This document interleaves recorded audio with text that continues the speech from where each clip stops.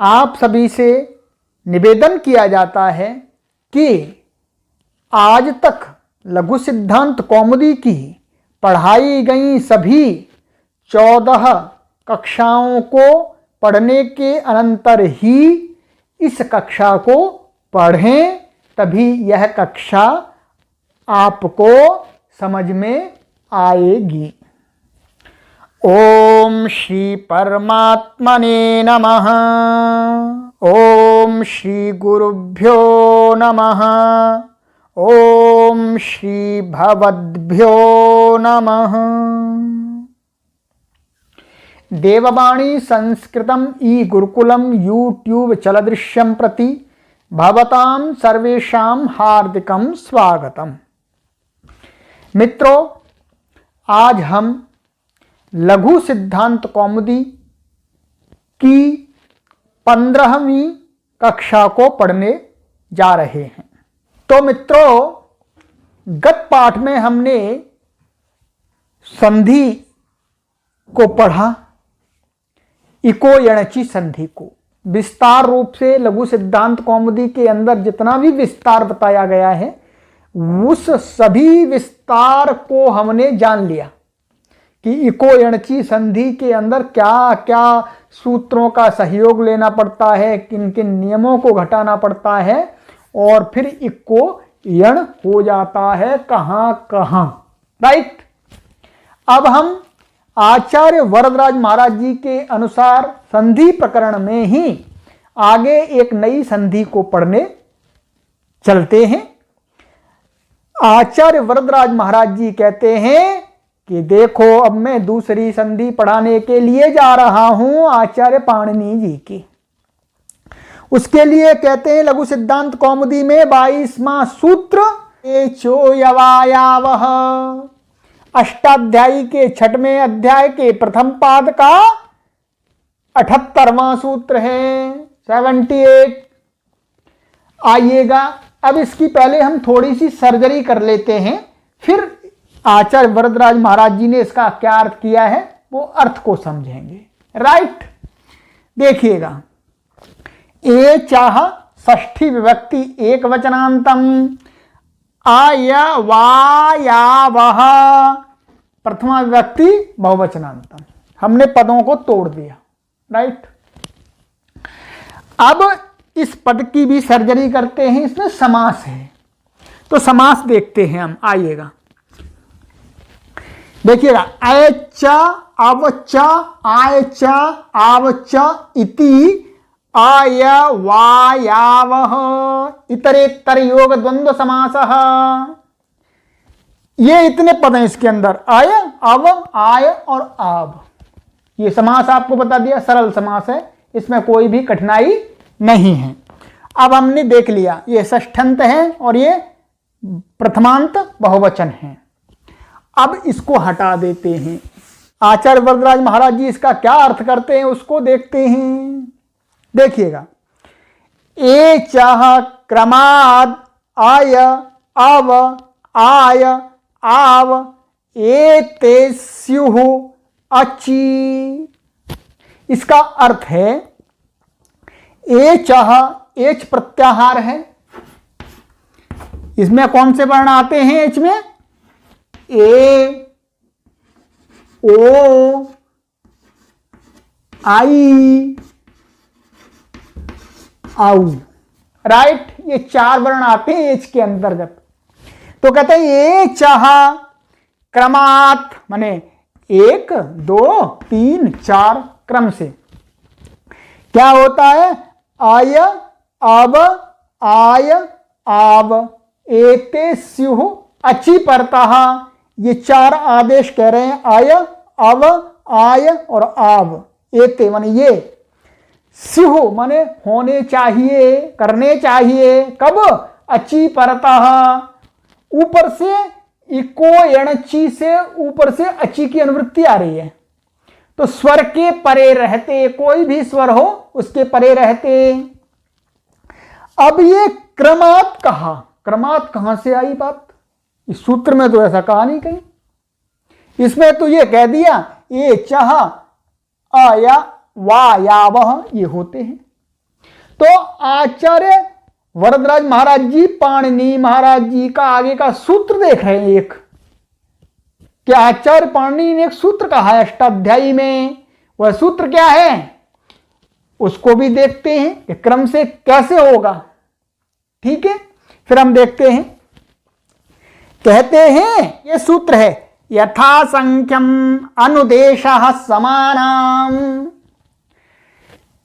इसका अर्थ है कि समानाम, जहां कहीं भी पाणिनि ने जितने स्थानीय और उतने ही यदि आदेश कहे हैं, यदि 4 स्थानीय कहे हैं और 4 ही आदेश कहे हैं, तो वो कैसे होते हैं? प्रत्येक के स्थान पर 4 आदेश नहीं होते हैं, वो क्रम से होते हैं। तो इस सूत्र का भी अर्थ देख लेते हैं वरदराज महाराज जी के अनुसार ये क्या कहते हैं, फिर हम ऊपर चलेंगे। सम संबंधी विधिर यथा संख्यम स्यात्। तो कह रहे सम संबंधी, वही बताया मैंने, सम संबंधी का अर्थ माने समान संबंध रखने वाली जो विधि, वह क्या है? यथासंख्यम स्यात्, माने यथासंख्यम माने पहले को पहला, दूसरे को दूसरा, तीसरे को तीसरा, चौथे को चौथा, और यदि अधिक है तो फिर उसी क्रम से आगे भी होनी चाहिए। राइट। अब मैं आपको यहां थोड़ा बतलाता हूं, ये क्या है? 4 सूत्र के अंदर स्थानीय, ये क्या है? स्थानीय, इनको हम स्थानीय बोलेंगे। राइट, स्थानीय मैंने पहले भी समझा दिया। और आगे क्या? 4 आदेश हैं, आय, आव, आय, आव, ये 4 आदेश हैं। ये आदेश हैं और ये क्या है? स्थानीय, ये आदेश हैं। अभी आदेश का अर्थ होता है वहां रखना, आदेश करना भाई। तो अब देखिएगा कि ये सूत्र जो हमने पढ़ा था अभी कि सम संबंधी विधिर यथासंख्यम स्यात्, वो यथासंख्य होनी चाहिए। तो यहां क्या है? 4 ही स्थानीय हैं, 4 ही आदेश हैं, इसलिए समान संख्या है दोनों की, स्थानीय और आदेशों की, इसलिए ये आपस में इनमें कोई भी अव्यवस्था नहीं है। व्यवस्था देने वाला सूत्र आचार्य पाणिनि ने हमें बता दिया, यथासंख्यम अनुदेशः समानाम। राइट। अब देखिएगा यथासंख्यम कैसे लगेगा? इसको इसके साथ, इसको इसके साथ, इसको इसके साथ, और इसको जी इसके साथ। राइट। अर्थात इस स्थानीय के स्थान पर यह आदेश होगा, और इस स्थानीय के स्थान पर ये आदेश, इस स्थानीय के स्थान पर ये आदेश, इस स्थानीय के स्थान पर ये आदेश। कब आगे कोई स्वर आ जाता है तो। अब इसके उदाहरण देखिएगा। कहते हैं हरये विष्णवे नायकः पावकः। राइट। अब इसके उदाहरणों में आ जाते हैं हम।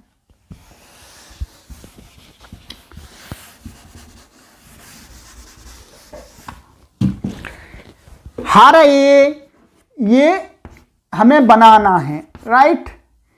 अब इसको, इसमें क्या है? ह रे प्लस ए, ये चतुर्थी विभक्ति का एक वचनांत गे होता है, प्रत्यय उसका ए बचता है, तो ये चतुर्थ्यंत का रूप है, उसकी सिद्धि कर रहे हैं। तो ह रे प्लस ए। अब देखिएगा ये एच है, ए है, और आगे स्वर आ रहा है, तो इसको क्या हो जाएगा? इस सूत्र से अय आदेश होगा, क्योंकि क्रम से पहले आ रहा है ए क्रम में पहले था, तो इसको क्या होगा? अय। तो क्या बनेगा? ह र य और ए बराबर हार ए। बन गई सिद्धि, सूत्र घट गया जी। इसी प्रकार से आगे का उदाहरण विष्णवे।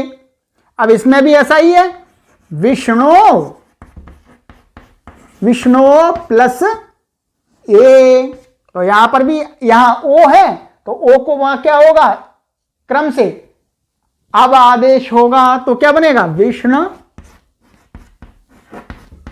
विष्णव, और ये मिल जाएगा इसमें तो विष्णवे। राइट, सरल है, देयर इज नो प्रॉब्लम। आगे कहते हैं नायकः,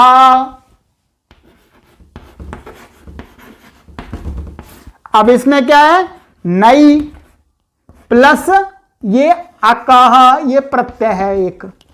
अब देखिएगा इसमें ये सूत्र क्या कहता है भाई, स्वर के परे रहते एच है, ये एच में तीसरे नंबर का है आई, तो आई को क्या होगा आय अब और आय, आय नंबर आ रहा तीसरा तो क्या होगा नई नाय, और इसमें मिला देंगे इसको तो क्या बन जाएगा नायकः।